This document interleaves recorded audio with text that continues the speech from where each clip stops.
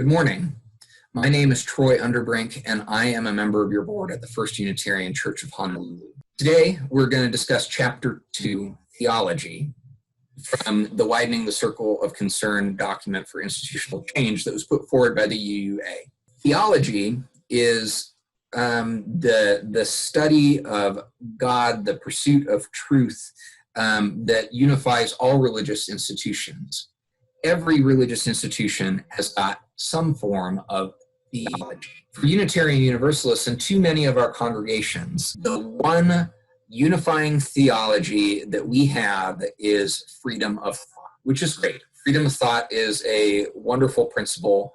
However, it is insufficient by itself to be all of our theology, period. That's it. Freedom of thought, just as a historical context, it has roots in our Unitarian origins and our Judeo-Christian origins. Unitarians believed that our own experience and our own discussions with one another are as important as Scripture in discerning what truth is. And that is an important principle in Unitarian Universalism. Now, I said that that principle by itself is insufficient, and the reason why is because when we say freedom of thought, that means all freedom of thought.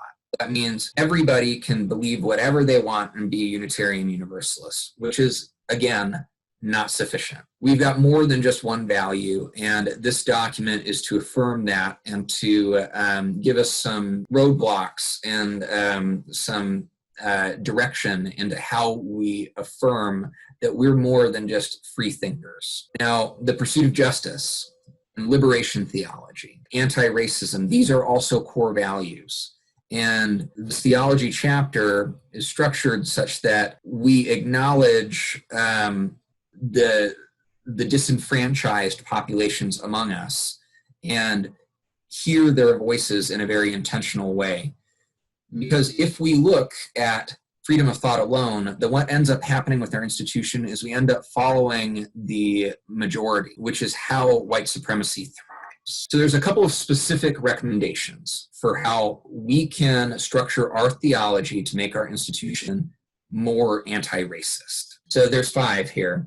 The first is that we should consider congregational covenants that are tied to racial equity, specifically our 8th principle. We should affirm that as often as possible, that we strive to be an anti-racist congregation. Number 2 is that we should be trained in identifying racial microaggressions and frank racism when it's occurring. And all of us, not just those that are victimized, are responsible to address it when it occurs. Which brings us to principle number 3.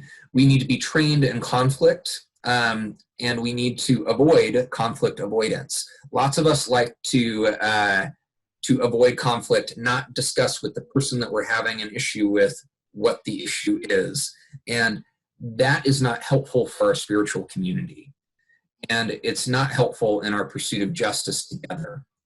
We understand that we come from our common theology and we have common principles and common goals, and we can accomplish a lot and we can resolve a lot of conflicts with that understanding. And we need to be intentional about addressing conflict when it occurs and not avoiding it. Number 4 is regarding our worship services.